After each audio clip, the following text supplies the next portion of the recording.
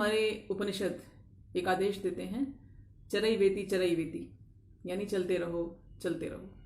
जब वो ये कहते हैं चलते रहो, तो वो ऐसी कोई गारंटी नहीं देते कि तुम चलोगे तो तुम्हें बहुत बढ़िया सपाट सुंदर सड़क मिलेगी, तुम्हें बड़े सुंदर सुंदर लुभावने दृश्य मिलेंगे, बहुत अच्छे अच्छे विश्राम गृह मिलेंगे। ऐसा कोई आश्वासन हमारे उपनिषद नहीं देते। केवल एक आदेश है कि चलते रहो, चलते रहो। सामने चाहे जैसी भी भयानक चुनौती आए, जितने भी भयानक संकट आए, ऐसा लगे कि अब तुम नहीं चल सकते, लेकिन चलते रहो, ये आदेश है। कुरुक्षेत्र की रणभूमि में अर्जुन इस आदेश का पालन करने का प्रयास कर ही रहे थे कि अचानक इनके पैर लड़खड़ाए और इन्हें दिखाई दिया एक डेड एंड। अब ये नहीं चल पा रहे, इन्हें नहीं पता कि क्या करें। चलने का जो आदेश है, इसको अब ये फॉलो नहीं कर सकते। अब इनका जो चलने का काम है वो कर रही है इनकी बुद्धि और इनका मन। जो कुछ भी इन्होंने सीखा है अपने पूर्वजों से, अपने गुरुओं से, आचार्यों से, उस पूरे के पूरे ज्ञान को इस समय ये याद करते हैं, और जो कुछ भी ये करने वाले थे उस एक्टिविटी, उस एक्शन का इवैल्यूएशन, आकलन पूरी ईमानदारी के साथ करते हैं। जब ये ऐसा करते हैं तो इन्हें ये दिखाई देता है कि जो ये करने चले थे ये धर्म नहीं था, ये पूरी तरह से अधर्म था। और इस अधर्म के कारण जो कुछ भी इन्हें अब आगे के कॉन्सिक्वेंसेस दिखाई देते हैं, वो सारे के सारे ये अपने मित्र, अपने भाई जो इस समय इनके सारथी बनकर बैठे हैं, श्री कृष्ण, उनसे कहते हैं। 41वें श्लोक में इन्होंने बताया श्री कृष्ण को कि यदि कुल का नाश किया गया तो कुल की स्त्रियों पर, उनकी प्रतिष्ठा पर, उनके धर्म आचरण पर बहुत भयानक संकट आता है। और यदि ऐसा होता है तो जो संतति, जो संतान उत्पन्न होती है वो होती है वर्ण संकर, अवर्ण हाइब्रिड।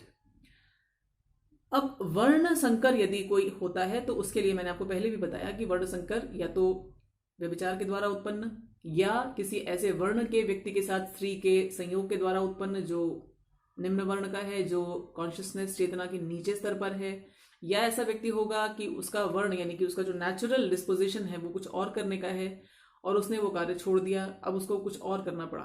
वर्ण हाइब्रिड यानी कि वर्ण संकर के अपने जो जीवन में उसके लिए जो पतन है वो तो है ही है। 42वें श्लोक में ये और आगे का देखते हैं। वर्ण संकर तक तो इन्होंने देख ही लिया कि यदि ऐसा हो गया, कुलक्षय हो गया, तो टाइम ट्रैवलिंग करके इन्होंने देखा कि कुल की स्त्रियां किस गति को प्राप्त होंगी। कुल की स्त्रियां यदि ऐसा करेंगी तो कुल के बच्चे इस गति को प्राप्त होंगे। फिर वो और आगे जाते हैं टाइम ट्रैवलिंग में, इसी मन और बुद्धि पर सवार होकर, और वो आगे 42वें श्लोक में कहते हैं बच्चों, संकरो नरकायैव कुलग्नानाम कुलस्य च पतन्ति पितरो येषाम लुप्त पिंडोदक क्रियाः। लुप्त पिंडोदक क्रियाः, सबसे पहले इस शब्द को मैं आपको बहुत अच्छे से समझाती हूँ। लुप्त यानी कि खो गया, वैनिश्ड, लॉस्ट। पिंड उदक क्रियाः, पिंड उदक, पिंड एक मास ऑफ समथिंग समझ लीजिए, और उदक यानी कि जल, क्रिया यानी कि एक्शन, एक्टिविटी। ये जो पिंडोदक क्रिया है, इसको समझने के लिए कि मरने के बाद क्या होगा, मैंने आपको पहले भी बताया कि ये जो एनर्जी कॉन्स्टिट्यूशन है ये सर से लेकर नीचे तक 7 चक्रों का बना हुआ है, और जो चक्र आपका सबसे ज्यादा एक्टिव है, जितने चक्र आप जीत चुके हैं, इसके ऊपर वाले चक्र पर आपका एग्जिस्टेंस है, आपका अस्तित्व है। यानी कि जो लोग पशु जैसा जीवन जीते हैं, खाना पीना या उस तरह की एक्टिविटीज में ही जो शरीर के बोझ से बंधे हुए जो लोग हैं, उनका वास जो है वो सबसे नीचे के चक्रों पर है, जैसा कि मैंने आपको पहले भी बताया। इसके ऊपर यदि आपकी जर्नी शुरू हो चुकी है, आपने नीचे वाले चक्रों पर विजय पा ली है, और आपके जो एक्सप्रेशंस हैं, जो आपके सोच विचार का जो ढंग है, जो प्रणाली है, ये ऊंची होती चली जा रही है और रिफाइंड होती चली जा रही है, तो आपके ऊंचे वाले चक्र एक्टिवेट होने लगे हैं। मृत्यु के समय बच्चों यही होता है। सबकॉन्शियस माइंड पर आपके जो प्रिंट्स हैं वो इसी आधार पर है कि आपने जीवन कैसा जिया, आपने क्या सोचा, आपने किस प्रकार के ऑब्जर्वेशंस किए, और उसी के अनुसार आपका वही वाला ऊर्जा चक्र एक्टिवेटेड है। अब ये जो ऊर्जा शरीर है बच्चों, ये जिस एलिमेंट का बना हुआ है, जिस तत्व का बना हुआ है, उसको कहते हैं प्राण। प्राण तत्व से बने हुए हैं ये प्राण भी। जैसे बिजली अलग अलग फंक्शंस करती है, एक बिजली जिस जगह पे उसको लगा दीजिए वो उस तरह का काम करती है। वही बिजली कभी एसी बनती है, कभी लाइट बल्ब बनती है, कभी गीजर बनती है, कभी टोस्टर बनती है। इसी प्रकार से ये जो ऊर्जा, प्राण जिसको कहा जाता है, ये हमारे शरीर के अलग अलग चक्रों के साथ, वही जो ऊर्जा के जो भंवर हैं, जो वॉर्टेक्स मैंने आपको बताए, उन चक्रों के पास जिस जिस प्रकार से ये आती जाती है उसी प्रकार से ये अपने रूप को बदलती जाती है। अलग अलग फंक्शंस को हमारे इस ढांचे के लिए वो परफॉर्म करती रहती है। प्राणों को हमारे पूर्वजों ने, जो साइंटिस्ट थे, इन्होंने 10 प्रकार के प्राण पाए। इनमें से 5 जो है वो मेन चीफ प्राण हैं और 5 ऐसा समझ लीजिए उन्हीं के कॉम्प्लीमेंट्री प्राण, उसी का एक भाग। जैसे दिमाग का आगे वाला हिस्सा हम कहते हैं बड़ा मस्तिष्क, उसके पीछे वाला छोटा, लेकिन है वो एक ही। इसी प्रकार से ये जो प्राण की जो ऊर्जा है ये 10 प्रकार की कही गई है, लेकिन 5 इसमें से चीफ माने गए हैं और बाकी 5 एक तरह से इनके कॉम्प्लीमेंट्री प्राण हैं। मृत्यु के समय व्यक्ति का जो चक्र सबसे अधिक एक्टिवेटेड जीवन भर रहा है, उसी के अनुसार उसी के सबसे पास वाले गेट से वो व्यक्ति एग्जिट लेगा। जिस व्यक्ति का जीवन जानवरों जैसा रहा वो नीचे वाले होल्स से निकलेगा। कुछ बैलेंस जिसका लाइफ रहा, जिसने कुछ अच्छा कुछ बुरा जीवन जिया, तो वो मुंह से निकलेगा। बहुत पढ़ने लिखने वाले जो स्कॉलरली लोग होते हैं, इनके प्राण अक्सर या तो आंखों से या फिर कान के द्वारा निकल जाते हैं।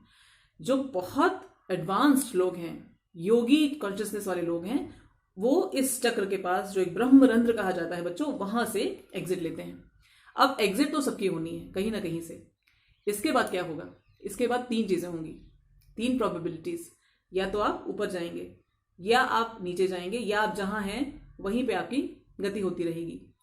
इस गति को हमारी जो साइंटिफिक जो एनालिसिस है हमारे देश की, इन्होंने कहा 3 गतियां, ऊर्ध्व गति, अधोगति या स्थिर गति। स्थिर, जहां आप हैं वहीं रह गए। डेस्टिनेशन या तो ऊपर या नीचे, या जहां है वहीं बंधे रहेंगे। बाहर निकले। बाहर निकलते समय जो मैंने आपको बताया 10 प्राण, इन 10 में से 9 प्राण पहले ही निकल जाते हैं। 10वां प्राण जिसका नाम रखा गया है धनंजय प्राण, इसके बारे में हम आगे बात करेंगे। आज छोटा छोटा आपको बताती हूँ। धनंजय प्राण व्यक्ति को लेकर बाहर निकलता है और उस 9 जो प्राण पहले ही निकल चुके हैं उसके बने हुए केस में इसको ले जाके पहुंचा देता है। एक व्हीकल की तरह काम करता है ये। इसके बाद किसको कहाँ जाना है उसकी गति उसी हिसाब से होगी। जो ऊपर जाएगा वो ऊपर जाएगा, जो नीचे जाएगा वो नीचे जाएगा। भाई ऊपर नीचे क्या है? ऊपर नीचे यानी कि आप किस प्रकार की आपकी चेतना कहाँ पहुंची है, जिस प्रकार के लाइफ स्टाइल, जिस प्रकार के पैटर्न को आपका जीवन फॉलो करना चाहता था अभी तक, उसी के अनुसार आपको अगला पड़ाव मिलेगा जर्नी का। इसी में जो ऊपर जाने वाले जो लोग हैं किसी परिवार के, उनको कहा गया है पितर, यानी कि जो एंसेस्टर्स, जिनके लिए शब्द अंग्रेजी में है, ये जाते हैं एक अलग डायमेंशन में। इसको हमारे हिंदू परंपरा में कहा गया है पितृलोक या पितरों का देश। यहाँ पितर जाकर रहते हैं। जो हमारे परिवार के जो चले गए इस डायमेंशन को छोड़कर वो रहते हैं। 42वें श्लोक में अर्जुन जब ये चिंताओं में लगे हुए हैं तो ये कहते हैं कि लुप्त पिंडोदक क्रिया, ये जो पिंड और उदक ये क्यों दिया जाता है हमारी परंपरा में बच्चों? जो जिस दिन प्राण निकलते हैं व्यक्ति के, उसके बाद ये जो 10 प्राणों का बना हुआ जो केस है, अगली जर्नी के लिए उसका जो सटल बॉडी बनना है, जो सूक्ष्म शरीर बनना है, उसके लिए उसको एनर्जी चाहिए, उसके लिए उसको रीइंफोर्समेंट चाहिए। तो जो पीछे छूट गए लोग हैं उस व्यक्ति की उनके साथ एक बॉन्ड है, एक बॉन्डेज है, वो अचानक से फ्री नहीं हो सकता। उसको उसके इस नए बॉडी को बनाने की प्रोसेस को और फैसिलिटेट करने के लिए पीछे छूट गए लोग उसके नाम से 10 दिन तक पिंड और उदक यानी कि बने हुए एक तरह के समझ लीजिए मासेस, बॉल्स और उदक, ये लगातार 10 दिन तक उसके नाम से देते रहते हैं। इससे ये होता है कि जो उसका जो सटल सूक्ष्म बॉडी है जिसको बनना है उसकी अगली यात्रा के लिए, वो तैयार होने लगती है 10 दिन तक। इसको दशगात्र कहा जाता है। गात्र यानी कि ऑर्गन। तो 10 जो ऑर्गन्स, मेन ऑर्गन्स हैं, इसमें भी मैं आगे आपसे बात करूंगी। आज इतना समझ लीजिए कि वो 10 ऑर्गन्स तैयार कर दिए जाते हैं जिससे कि अब ये पितर जो हैं ये आगे की यात्रा पर जाएं।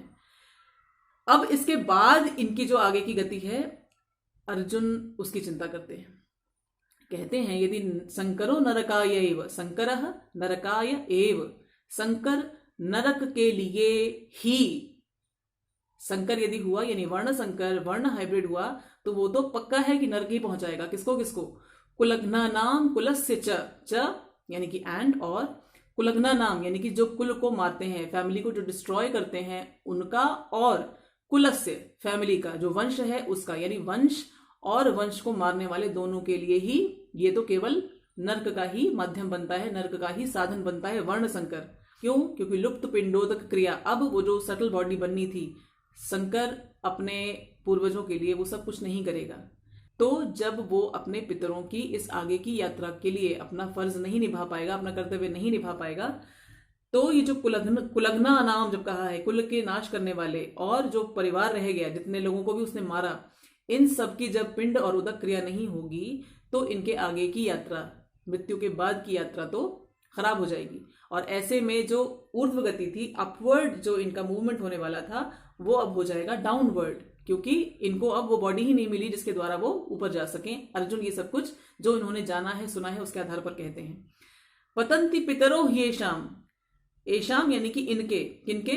कुलग्ना नाम, कुल के नाश करने वालों के, कुलक्षय करने वालों के, इनके पितरह, पतंति पितरह ही येषाम, कुल के नाश करने वालों के पितर भी गिर जाते हैं। यानी वो जो पितृलोक में पहले ही से विराजमान है, जिनको ये हिंदू श्राद्ध के पखवाड़े में, जो आश्विन कृष्ण पक्ष की प्रतिपदा से लेकर अमावस्या तक जो श्राद्ध पक्ष चलता है, इसमें हम हिंदू अपने इन पितृलोक के जो वासी हमारे हैं, परिवार के लोग, इनके नाम से भेजते हैं कुछ ऊर्जा, प्रेम और आदर की ऊर्जा, जिससे कि अब ऊर्जा, ये जो प्रेम की ऊर्जा है बच्चों, ये बहुत सिंपल सी बात है, इसको हर सभ्यता इसको भी जानती है। दुआ, ब्लेसिंग, इसको हर कोई मानता है। और जब आप किसी के लिए मन से, शांत मन से, प्रेम की भावना से उसके लिए कुछ भावनाएं भेजते हैं तो उस तक अवश्य पहुंचती हैं। इसीलिए कहते हैं दुआओं में बड़ा असर होता है। तो जो पितृलोक में जो बैठे हुए लोग हैं, इन तक ये जब ऊर्जा पहुंचाई जाती है श्राद्ध के दौरान, अब ये ऊर्जा नहीं पहुंचती। जब ये ऊर्जा नहीं पहुंचती तो अर्जुन कहते हैं पतंति पितरह ही येषाम, इनके पितर भी नीचे गिर जाते हैं। तो टाइम ट्रैवलिंग करते करते अर्जुन जहां पहुंचे हैं, अभी तक वो चिंता कर रहे थे उन स्त्रियों की जिनको धर्म का संरक्षण नहीं, फिर चिंता कर रहे थे वर्ण संकर, उन संतानों की जिनका कोई एक वर्ण नहीं होगा और इस कारण से उनकी दुर्गति होगी। अब जब वर्ण संकर आएंगे तो इनके कारण तो उनकी भी दुर्गति होगी जो पहले ही ऊंचे जोन में है, पितृलोक में है, और उनकी दुर्गति तो होनी ही होनी है जो कुल को नाश करेंगे, कुल का नाश करेंगे, और जिस कुल का नाश करेंगे, क्योंकि इनके लिए पिंड और उदक क्रिया अब नहीं होगी, इनको उस प्रकार का रीइंफोर्समेंट, उस प्रकार की एनर्जी अब नहीं मिलेगी जो उनको ऊंची गति दे सके। ऐसे में जो ऊंची जगह पे है वो तो गिर ही जाएंगे, और जो अपने परिवार को नष्ट करते हैं या वो परिवार जो नष्ट होता है उनकी भी पिंड और उदक क्रिया नहीं होगी, तो उनकी तो ऊर्ध्व गति होना असंभव है। अर्जुन की टाइम ट्रैवलिंग इनको अब यहां पर लेकर आई है। 6 दोष गिना चुके हैं अर्जुन। पहला दोष, धर्म नष्ट हो जाएगा, कुलक्षय हुआ तो धर्म नष्ट होगा तो अधर्म का बोलबाला हो जाएगा, अधर्म का बोलबाला हुआ तो स्त्रियों का प्रदूषण हो जाएगा, स्त्रियों का प्रदूषण हुआ तो वर्ण संकर पैदा हो जाएंगे, वर्ण संकर पैदा हुए तो कुलग्न और कुल, यानी कि कुल को मारने वाले और कुल परिवार सबकी ही दुर्गति होगी, नरक ही जाएंगे ये सारे के सारे, यानी ऊंचे लोग इनको नहीं मिलेंगे, ऊंची गति नहीं मिलेगी। और छठा दोष, छठी बात वो ये सोचते हैं कि जो पहले ही से बेचारे पितृ ऊपर हैं, जो पितर ऊपर हैं, ऊपर की डायमेंशंस में हैं, अपने पुण्य कर्मों के कारण और अभी तक के अपनी संतानों के सुसंस्कारों के कारण, उनके दी हुई ऊर्जा के कारण श्राद्धों के दौरान, अब उनको भी नीचे गिरना पड़ेगा अपने उस ऊंचे डायमेंशन से। तो टाइम ट्रैवलिंग में अर्जुन यहां तक पहुंचे हैं। अर्जुन की इस बुद्धि की जो आकलन के द्वारा जो चलने का काम चल रहा है, चरई वेती का जो फॉलो ये कर रहे हैं, इसमें एक बात जरूर सीखने की है कि कितनी ही बड़ी डिलेमा हो, कितनी ही बड़ी प्रेडिकामेंट हो, कितना ही बड़ा आपको ऐसा लगे कि कुछ नहीं कर सकते, लेकिन अर्जुन की तरह चलने का प्रयास करते रहिए। और अर्जुन की तरह चलने का प्रयास यदि हम करते ही रहेंगे तो श्री कृष्ण जैसे सारथी कभी ना कभी हमें भी मार्ग दिखाएंगे। बच्चों, अपने जीवन की यात्रा के आधार पर मैं आपसे कहती हूँ, जितना ही आप चलने का प्रण करेंगे, जितना ही आप दृढ़ संकल्प करेंगे, उतनी ही बड़ी विपत्ति आपके सामने रख के खड़ी की जाएगी। लेकिन ये भी विश्वास कीजिए कि यदि आप इस चरई वेती के सिद्धांत पर विश्वास करेंगे और लगातार अपवर्ड चलने का प्रयास करते रहेंगे, तो एक समय ऐसा आएगा कि जब सारी विपत्तियां आपके कदमों के नीचे होंगी और आप चलते ही चले जाएंगे, वहां पहुंचेंगे जहां आपको पहुंचना चाहिए। आगे अर्जुन क्या कहते हैं इसको हम अगले वीडियो में देखेंगे। फिर से मिलेंगे बच्चों। जय श्री कृष्ण।